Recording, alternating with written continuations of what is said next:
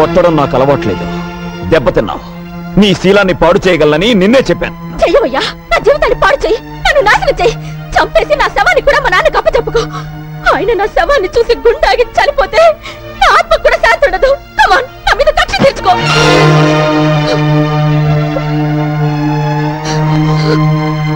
నేను నాయుడు గారి తమ్ముణ్ణి. మోసగించటం, ఎదురువాడికి గుండెపోటుచ్చేలా చేయటం మీ నాన్నకి తెలిసిన ఆర్ట్. 18 ఏళ్ల క్రితం జనాన్ని మోసగించి ఊళ్ళో వాళ్ళు రాళ్లు విసురుతుంటే, పోలీసులు సంఖ్యలు వేసి తీసుకువెళ్తుంటే మా అన్నయ్య వచ్చి ఆపి అప్పు తీర్చాడు. మళ్లీ డబ్బిచ్చి వ్యాపారం చేసుకోమన్నాడు. దాంతో ఈరోజు మీ నాన్న కోటీశ్వరుడయ్యాడు. మా అన్నయ్యకు ధర్మం చేసి గుణం లేకపోతే మీ బాబు ఏ జైల్లోనే పడుండేవాడు, లేదా మా తోటలో పెద్ద పాలేరుగా బతుకుతుండేవాడు. అప్పుడు నువ్వు మా ఇంట్లో అంట్లు తోముతుండేదానివి. నా పెళ్ళాంగా కాదు, మా ఇంటి పని మనిషిగా. పెళ్లి మాట అడగడానికి వచ్చిన పెద్ద మనిషిని చెప్పుతో కొట్టిన నీ సంస్కారానికి, అవమానించిన వాడి చేత అన్నయ్య కాళ్ళు పట్టించాలన్న నా పంతానికి తేడా తెలుసుకో. అవకాశం వచ్చినా పాడు చేయలేదు, వీడేం చేస్తాడులే అనుకున్నావేమో. తేడాలొచ్చాయో గుండీలు తెగిపోతాయి. చూశావుగా, ఇప్పుడే నోటితో విషం లాగేశాను. మింగటానికి కాదు, మీ నాన్న మీద కక్కటానికి.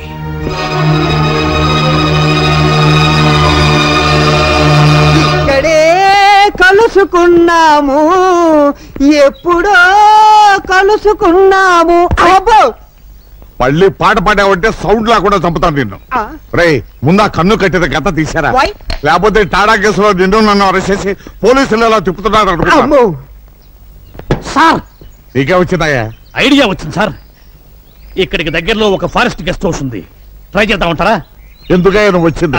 అందుకే నీకు సన్నాసి అని పేరు పెట్టారు. ఇంకా ట్రై చేద్దామంటావు ఏంటి? వెళ్ళు, మంచి sound effect attacking. Follow me. yes sir. నేను ఒక్కసారి వెతికానంటే 100 సార్లు వెతికినట్టు. వెళ్ళు. ఆ బూచాడు నా కీర్తిని దాచాడు లేక దోచాడు. What is this? హతవిధి. ఈ పగిలిన గాజులు చితికిన శీలానికి గుర్తు.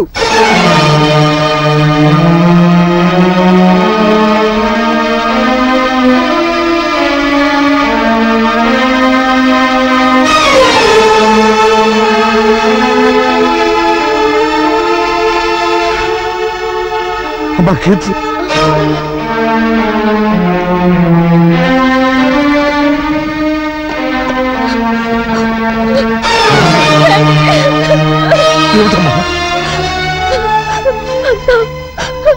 అయిపోయింది డాడీ.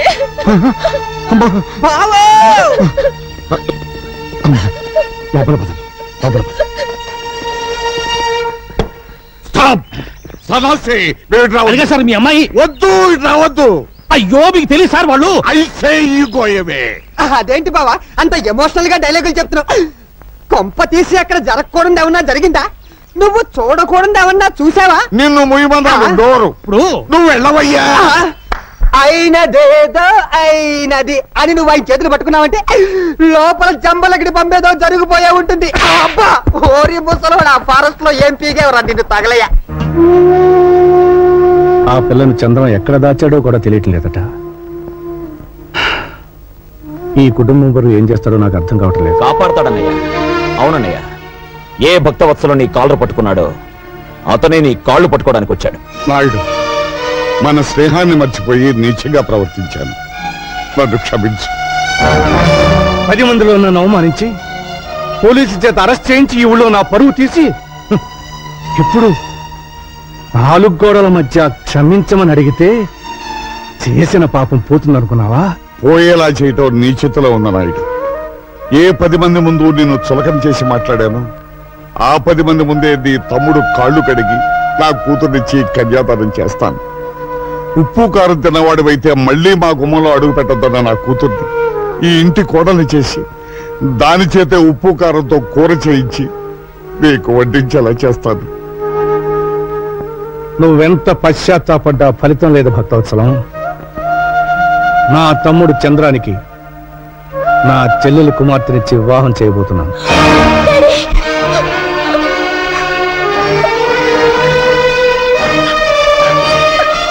అమ్మా, మీరు ఇంటికి పెద్దవారు, మీతో ఒక్క విషయం మాట్లాడాలి. అలా వస్తారా? నాతోనా? అవునమ్మా, ఒక్కసారి. మహాలక్ష్మ గారు, నా మీద కోపంతో చంద్ర మా అమ్మాయిని కిడ్నాప్ చేశాడు. అంతేకాదు, తండ్రిగా నా నోటితో చెప్పలేదు. చెప్పకపోతే మా అమ్మాయి బతకదు. చేశాడండి. నలుగురు కోర్టుకు వెళ్ళమన్నారు, కానీ కేసు పెట్టి నేనేం సాధించగలనమ్మా? చంద్రాన్ని జైలుకి పంపగలనా? పంపితే నా కూతురు జీవితం బాగుపడుతుందా? అసలు చంద్ర కంటే ముందు నేనే తప్పు చేశానమ్మా. అందుకని నన్ను క్షమించి ఎలాగైనా సరే ఈ పెళ్లికి నాయుడి చేత మీరే ఒప్పించి మమ్మల్ని కాపాడాలమ్మా. అమ్మా, అన్నయ్యతో ఒక్కసారి మాట్లాడి. ఈ విషయం ఆయనకి తెలిస్తే చంద్ర మీద విరుచుకుపడతారు. అన్నదమ్మున్న విడగొట్టావన్న పాపం మాకొద్దమ్మా. అది కదండి, ఎన్నాళ్ల నుంచో మా హేమని నా తమ్ముడికిచ్చి చేసుకోవాలని ఆశపడ్డాను. ఒక ఆడపిల్లతో మావయ్యకు సంబంధం ఉందని తెలిసాక నేనెలా చేసుకుంటానమ్మా? ఆమెకు ద్రోహం చేయమంటావా? నా ఆత్మకు ద్రోహం చేసుకోమంటావా?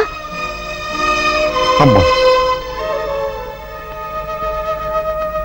పెద్దాడితో నేనే మాట్లాడతాను. నాయుడు, చూడు, మన చంద్రం ఒక పెళ్లిగాని ఆడపిల్లని బలవంతంగా ఎత్తుకుపోయి రహస్యంగా దాయడం వల్ల పోలీస్ కేసు పెట్టారు. అందరికీ తెలిసిపోయింది.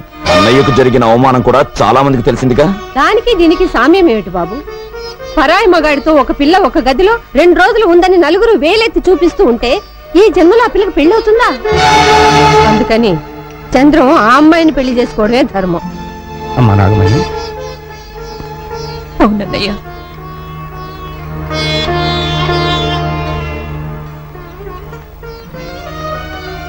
అది న్యాయం మావయ్య. ఈ పెళ్లి జరిగి తీరాలి.